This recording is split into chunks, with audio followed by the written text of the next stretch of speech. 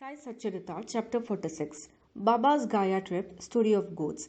This chapter describes Shama's trip to Kashi, Prayag, and Gaya, and how Baba, in the form of his portrait, was there ahead of him. It also describes Baba's reminiscences of the past birth of two goats. Preliminary. Blessed, O Sai, are your feet, blessed is your remembrance, and blessed is your darshan, which liberates us from the bond of karma. Though your form is invisible to us now, still, if the devotees believe in you, they get living experiences from you. By an invisible and subtle thread, you draw your devotees from far and near to your feet and embrace them like a kind and loving mother. The devotees do not know where you are, but you so skillfully pull the wires that they ultimately realize that you are behind them to help and support them.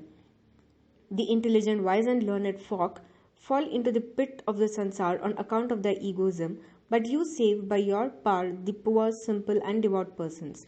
Inwardly and invisibly, you play all the game, but show that you are not concerned with it. While you do things but pose yourself as a non doer, nobody ever knows your life. The best course, therefore, for us is to surrender our body, speech, and mind of your feet and always chant your name to destroy our sins. You fulfill the wishes of the devotees, and to those who are without any desire, you give bliss supreme. The chanting of your sweet name is the easiest sadhana for devotees. By this sadhana, our sins, rajas and tamas qualities will vanish.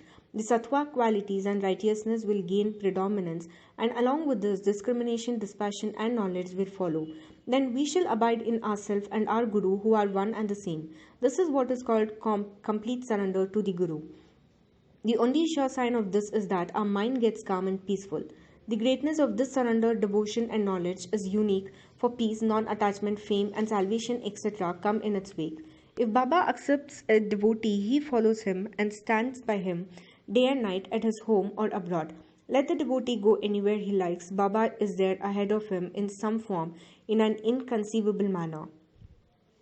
The following story illustrates this Gaya trip. Sometime after Kaka Sahib Dikshit was introduced to Sai Baba, he decided to perform the thread Upanayan ceremony of his eldest son Babu at Nagpur. At about the same time, Nana Sahib Chandorkar decided to perform the marriage ceremony of his eldest son at Gwalia. Both Dikshit and Chandorkar came to Shirdi and lovingly invited Baba for these functions. Baba asked them to take Shama as his representative. When he was pressed to come in person, Baba told them to take Shama with them and said, after doing Banaras and Prayag, we would be ahead of Shama. Now mark these words, for they show Baba's all-pervasiveness. After taking the permission of Baba, Shama decided to go to Nagpur and Gwalia for these functions and ceremonies, and then to Kashi, Prayag, and Gaya. Appa Kote made up his mind to accompany him.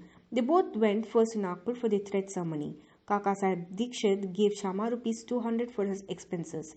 Then they went to Gwalior for the marriage party. There, Nana Sahib Chandorkar gave Shama rupees 100 and his Vahi relative, Mr. Jhathar, gave him also rupees 100. Then Shama went to Kashi and then to Ayodhya. He was well received in Jhathar's beautiful temple of Lakshmi Narayan at Kashi, Varanasi or Banaras, and in the Ram Mandir at Ayodhya by Jhathar's manager. They, Shama and Kote, stayed for 21 days in Ayodhya and 2 months in Kashi, Banaras. Then they left for Gaya. In the train, they felt little uneasy on hearing that plague was prevailing in Gaya. At night, they alighted at Gaya station and stayed in Dharmashala. In the morning, the Gayawala, the priest who arranges for the lodging and boarding of the pilgrims, came there and said, the pilgrims have already started, you better make haste. Shama casually asked him whether there was plague in Gaya. No, said the Gayawala. Please come without any fear or anxiety and see yourself. Then they went with him and stayed in his house, which was big and spacious Vada. Shama was pleased with the accommodation provided to him, but what pleased him most was the beautiful big portrait of Baba fixed in the center and front portion of the building. On seeing this portrait, Shama was overwhelmed with emotion. He remembered Baba's words, that is, after doing Kashi and Prayag, we would be ahead of Shama, and burst into tears, and his haze stood on end, his throat was choked, and he began to sob.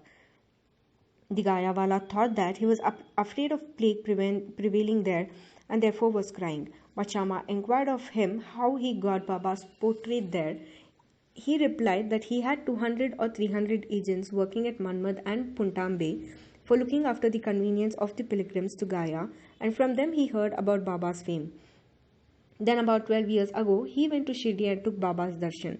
There, he was attracted by Baba's portrait hung in Shama's house, and with Baba's permission, Shama gave it to him. This was the same portrait. Shama then remembered this incident. The Gayawala's joy knew no bounds when he learned that the same Shama who obliged him before was his guest now. Then they both exchanged love and service and were most delighted and happy.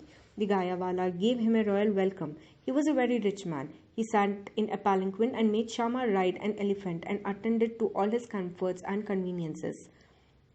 The moral of the story is that Baba's words came out true to the letter, and unbounded was his love towards the devotees. But leave this aside, he also loved all creatures equally, for he felt that he was one with them. The following story will illustrate this. Two goats. Baba was once returning from Lendi when he saw a flock of goats. Two of them attracted his attention. He went to them, caressed and fondled them, and bought them for rupees 32. The devotees were surprised at his conduct of Baba. They thought that Baba was duped in this bargain, as the goats would fetch rupees 2 each, or at most rupees 3 or 4 each, that is rupees 8 for both. They began to take Baba to task for this, but Baba kept calm and cool. Shama and Tatya Kote asked Baba for an explanation. He said he did not care to store money as he had no home or family to look after. He asked them to purchase at his cost 4 seahs of dal, lentil, and feed the goats. After this was done, Baba returned the goats to the owner of the flock and gave out the following reminiscences and story of the goats. Oh Shama and Tatya, you think that I have been deceived in this bargain? No, listen to that story. In their former birth, they were human beings and had the good fortune to be with me and sit by my side. They were twin brothers, loving each other initially, but later on they became enemies. The elder brother was an idle fellow, while the younger one was an active chap and earned a lot of money.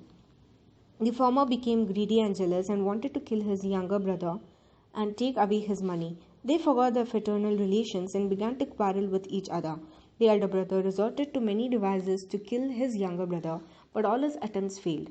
Thus, they became deadly enemies, and finally, on one occasion, the elder gave a deadly blow with a big stick on the latter's head, while the latter struck the former with an axe, with the result that both fell dead on the spot. As the result of their actions, they were both born as goats. As they passed by me, I at once recognized them. I remembered their past history. By taking pity on them, I wanted to feed them and give them rest and comfort. And for this reason, I spent all the money for which you blame me. As you did not like my bargain, I sent them back to their shepherds. Such was Sai's love for the goats. Bow to Sri Sai, peace be to all.